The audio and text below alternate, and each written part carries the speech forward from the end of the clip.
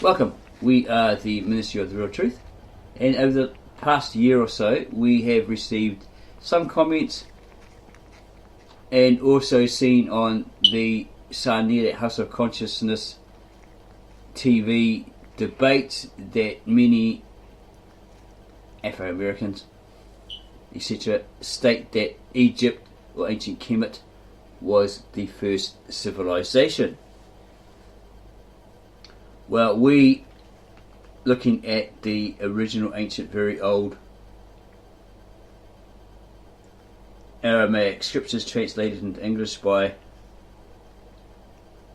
native-born Aramaic-speaking translator Victor N. Alexander from Betnarin or Mesopotamia in Syria into the nearest English equivalent, we came across this portion of his website, which is downed, but we found a way to resurrect it, about the first civilization. First, people need to understand the definition of this word, or this word defined. Yeah. Break it down into two, because that's actually what it is. Civilization, right? So this is when people became civil. They got on with each other. If they fought each other, like the US Civil War, the North against the South, etc., etc., then they weren't being civil. They weren't one united in an agreement. This is what ancient Egypt or Kemet was. Yeah? They become this one united nation. And they fought to protect that nation against other invaders such as the Hittites, etc., that were constantly on their borders. They weren't fighting amongst each other. That's what this is referring to. Yeah, civilization. We also learnt that from Dr. Ali Muhammad, a associate of Shaka Amos, the House of Consciousness, etc. I think that's where we first picked it up. If they weren't getting along, if they were fighting each other, killing each other off, they weren't a civilization or being civil. Okay. So, yeah, we'll give Egypt that. They were the first civil nation. Yeah, but they weren't the first civilization. There was one that came centuries before them, or was up and running in the same era as the Mesopotamians. The Egyptians were the first mercantile trade nation. Everybody went there to trade with them because obviously they had plenty. Their stores were great, etc., because of the Nile River, and when it floods, that soil was great to grow crops, etc., and they stored them perhaps in the pyramids or barns. Yeah. So when there was a famine, a great famine in Europe, etc., in Goshen and the Bible, where did they head to? Egypt or ancient Kemet, who were very nice people. Apparently this is what Dr. Henrik Clark actually states in one of his videos, and they welcomed them in. But these people took advantage, and with their chariots, etc., etc., it made a hell of a lot of noise, and it upset the king. So eventually, supposedly decided to get rid of them. Said, right, enough is enough. Sick of your noisy nighttime antics, so out you go. Okay, so yeah, Mesopotamia is the land between the two rivers, the Tigris and the Euphrates, Betnarin in the Israeli language. Okay. So we hopefully have cleared it up. We found information that Egypt was the first mercantile or trade nation that everybody came to. The Phoenicians, possibly the Assyrians, Mesopotamians, etc., and others. They traded by boat, by land, via the Silk Road apparently. All this sort of information in the Grand Bible. We've done a video on that. We may leave it on there as a end screen so you can go check it out. But that's what we found within its pages. Okay, so the claim that Egypt was the first civilization would be incorrect if we can rely on the Bible, which tells us, as basically stated here,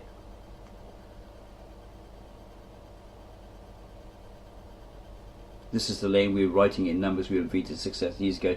It's where the Bible tells us God created the first man and the first woman and placed them in the Garden of Eden or Paradise. Okay, so remember Genesis, where the 4 rivers or the 4 tributaries, they split and became 4 heads. One of them being the Gihon, the Pishon. We'll just try and find that. God creates 4 rivers, right?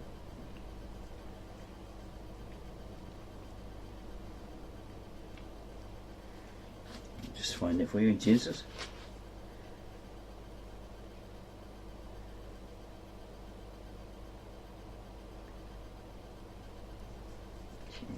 Here we go. That would be Genesis. Let's go from Genesis 2:10. NIV. A river watering the garden flowed from Eden. From there it was separated into 4 headwaters, or tributaries, or heads. The name of the first is the Pishon. It winds through the entire land of Havilah. It's modern Kuwait, where there is gold. The gold of that land is good. Aromatic resin and onyx are also there. The name of the second river is the Gihon. It winds through the entire land of Cush, supposedly Ethiopia.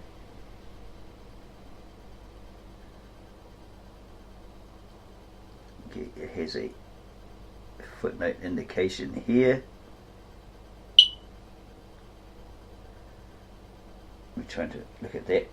This NIV footnote under F.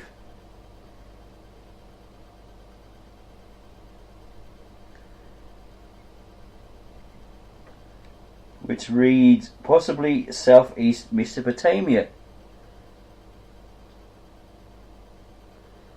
the land of Cush, possibly southeast Mesopotamia. It's not Ethiopia, according to the NIV.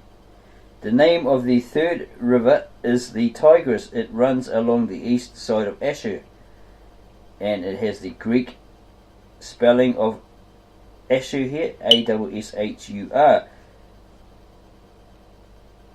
because in the Greek they don't have the sh or the sh sound. And the fourth river is the Euphrates, so that's the land of the Asherai, the Assyrians, the Mesopotamians. Syrians or Mesopotamians, as stated here. Mesopotamia is the land between the 2 rivers, the Tigris and the Euphrates. Bet Narain in the Assyrian language.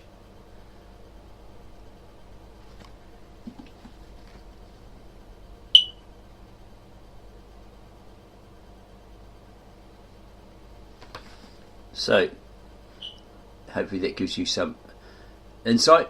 And if someone says to you, oh, Kemet was the first civilization, well, they're incorrect. If they're a Bible believing person, church affiliated, etc., would they not take the word of God literally? It probably also is historical, can be proven historically, archaeologically, etc., etc., as fact, established as fact, and established as fact.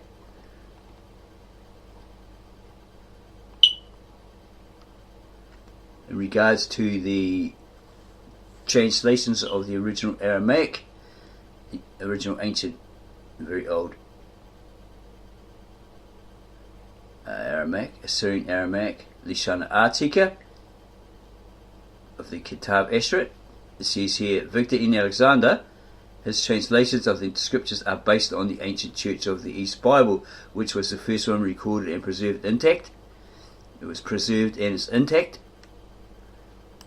It was the first one recorded and preserved intact, way before the Hebrew, but this being the older sister language of the Hebrew, or the Kitab Ivri. since the Apostolic Age. Although the religious establishment maintains that the New Testament was recorded first in Greek, Victor N. Alexander's translation proves that the entire scriptures were recorded first in the language they were conceived, the language Jesus Christ spoke, the ancient Aramaic, Galilean Aramaic, the original ancient very old, because today you might have the Galilean Aramaic, which is a modern vernacular or a modern version. It's not that old original. All it takes is an unbiased reading of Victor N. Alexander's translation to realise this. There are also extensive translated notes to prove this. Thousands of passages have been clarified. Major concepts have been restored for the first time. Again, he talks about something else here, about Revelations in John. Every one of the 5 major religions of the world took one of the attributes of Ashur. That's how it was originally spelt in the original ancient Aramaic, and rejected all the others. These attributes of Ashur, or shall we say God, as he is known in the English language, have been all recorded in the scriptures. There is God's love for humanity, sacrificing his only son on behalf of the sins of his children.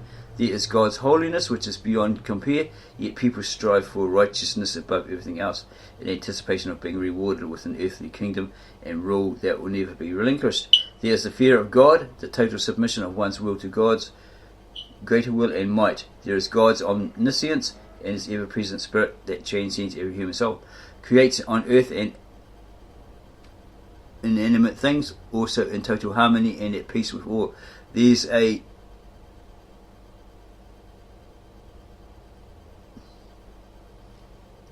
is the God who reincarnates every spirit and rewards every worthwhile soul forever with everlasting lives. In the ancient Asherite religion, these attributes are not separate. In the British Museum, the statue of King Shalmaneser III exhibits all the symbols of these religions, arrayed at the top of the relief and worn around the neck of this king who ruled at the time of Abraham 3,000 years ago, demonstrating that the Asherite religion encompassed all these attributes. There's a picture here.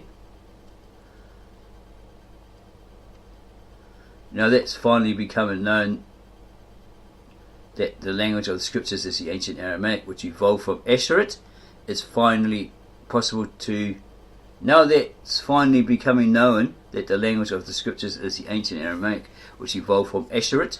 It's finally possible to interpret the scriptures correctly and reconcile the tenets of these the five major religions.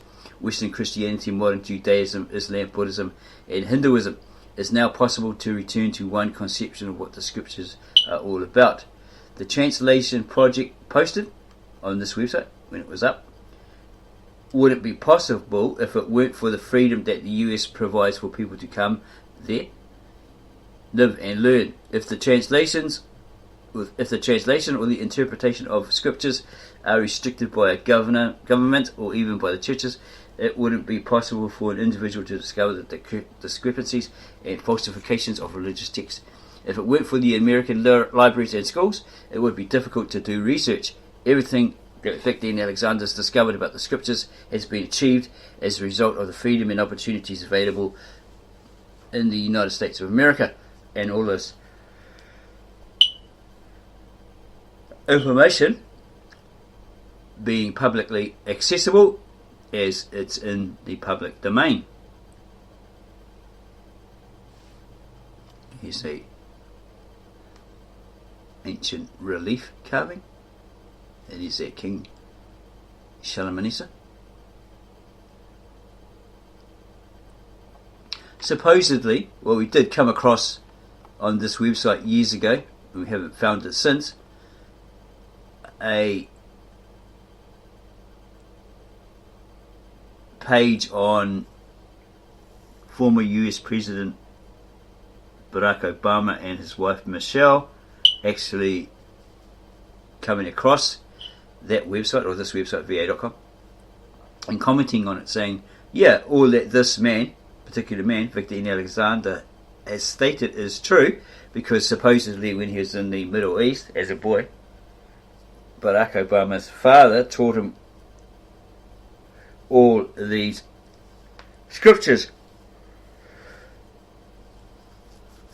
So he again verified that this victor in Alexander is the real deal. Okay, so if you like this short video, please subscribe to our channel and add your comments, give us a like, and then share it with all your beloved family, friends, neighbours, and so forth.